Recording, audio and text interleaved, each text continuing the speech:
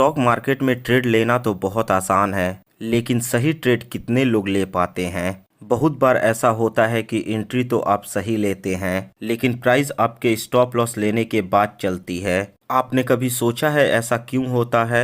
आप ऐसी क्या गलती कर रहे हैं कि आपके स्टॉप लॉस हिट हो रहे हैं? ये क्या केवल आपके साथ होता है या सबके साथ? इसका कारण है आपकी गलत जोन मार्किंग। आप जिसको रियल जोन सोचते हैं वह एक्चुअल में फेक जोन होते हैं और आप बड़े प्लेयर्स के बिछाए जाल में फंस जाते हैं। तो सही जोन मार्किंग कैसे करें? कैसे हम बिग प्लेयर्स की प्लानिंग को टैकल करें? चलिए इसको समझते हैं। ये तो सभी जानते हैं कि किसी भी जोन की मार्किंग के लिए हमें मिनिमम 3 कंपोनेंट चाहिए। Leg in, base, leg out, जिसे हम लोगों ने प्रीवियस वीडियो में डिटेल में समझा था। लेकिन लेग इन और लेग आउट हमें कैसा चाहिए जो हमारे जोन को स्ट्रॉन्ग बना दे? तो इसका सिंपल आंसर है दोनों के दोनों एक्साइटिंग कैंडल होनी चाहिए। ये जितनी बड़ी एक्साइटिंग कैंडल होगी उतना ही हमारे लिए अच्छा है। यहाँ पर एक वर्ड का जिक्र हो रहा है, एक्साइटिंग कैंडल। ये क्या होते हैं? चलिए इसे समझते हैं। एक्साइटिंग कैंडल वो कैंडल होते हैं जिनकी body part total length of candle के 50% से ज़्यादा हो।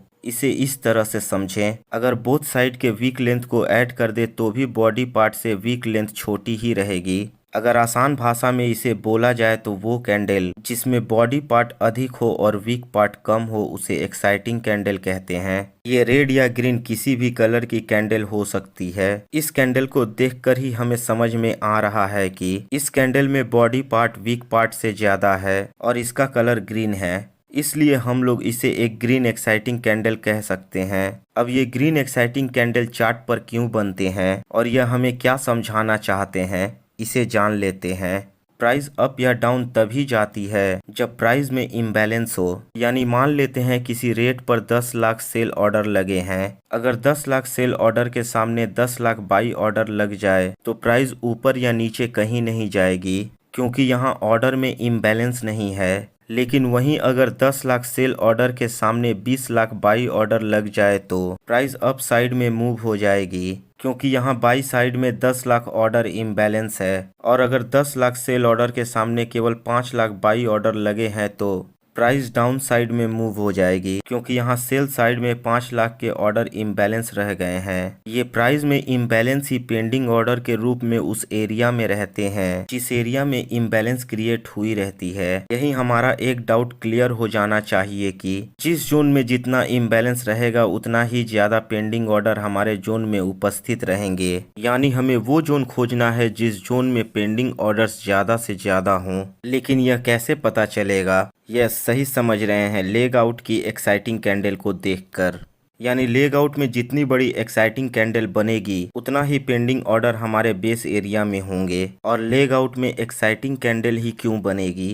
क्योंकि प्राइस में जितना इम्बैलेंस होगा प्राइस उतनी ही मूव होगी। यहाँ एक डाउट और क्लियर हो जाना चाहिए कि हमें लेग आउट में बड़ी से बड़ी एक्साइटिंग कैंडल चाहिए, लेकिन चार्ट में इसे हम कैसे देखें? आखिर ट्रेडिंग के लिए कितनी बड़ी एक्साइटिंग कैंडल होनी चाहिए? इसके लिए मैंने एक एक्साइटिंग कैंडल की 3 कैटेगरी बनाई है, उसे समझ लेते हैं।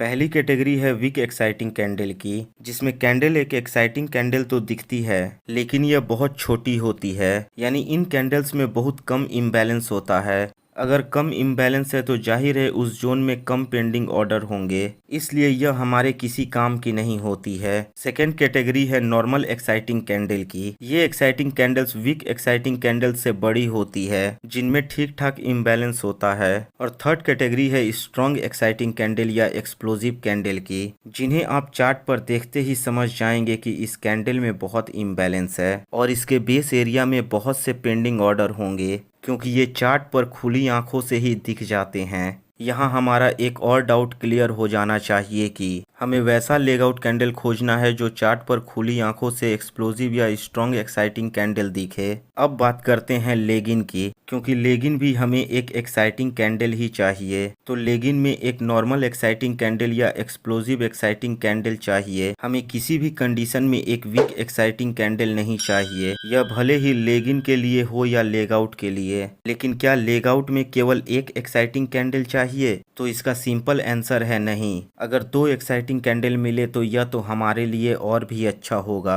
और अगर 2 से ज़्यादा मिले तो और भी अच्छा, क्योंकि प्राइस हमारे बेस एरिया से जितना ज़्यादा एक्साइटिंग कैंडल बनाती हुई मूव होगी उतना ही हमारे लिए अच्छा होगा। यानी यहाँ एक और डाउट क्लियर हो गया कि लेग आउट में एक या एक से अधिक एक्साइटिंग कैंडल हो सकते हैं, लेकिन मिनिमम एक एक्साइटिंग कैंडल होनी ही चाहिए। इसी तरह लेग इन में भी एक या एक से अधिक एक्साइटिंग कैंडल हो सकते हैं, लेकिन मिनिमम एक एक्साइटिंग कैंडल तो चाहिए ही चाहिए। चलिए इसे अब हम लोग चार्ट पर समझते हैं। यह कोल इंडिया का क्वार्टरली चार्ट है। इसमें हम देख सकते हैं कि ये और ये कैंडल ग्रीन एक्साइटिंग कैंडल हैं, क्योंकि इनमें body part total length of candle के 50% से अधिक है। यह एनटीपीसी का हाफ ईयरली चार्ट है। इस कैंडल को देखें, इसमें बॉडी पार्ट भले ही टोटल लेंथ ऑफ कैंडल के 50% से अधिक है, लेकिन अगर टोटल रेंज ऑफ कैंडल को देखें तो हम कह सकते हैं कि यह एक वीक एक्साइटिंग कैंडल है। और इसी के साथ अब इस कैंडल को देखें, यह एक परफेक्ट एक्सप्लोजिव कैंडल का एग्जाम्पल है। और इसी के ऊपर अब इस कैंडल को देखें, यह एक नॉर्मल एक्साइटिंग कैंडल का एग्जाम्पल है। यह एसबीआई का हाफ ईयरली चार्ट है। इसमें हमें 2 बेस कैंडल वाली रैली बेस रैली का एक डिमांड जोन मिल रहा है। अब इसके लेग इन और लेग आउट को देखें, एक परफेक्ट एक्साइटिंग कैंडल हैं। हमें ऐसे ही जोन को खोजने होते हैं। याद रखें, हमें वैसे जोन खोजने होते हैं जो खुली आंखों से साफ साफ दिखे, यानी नीट एंड क्लीन जोन हो,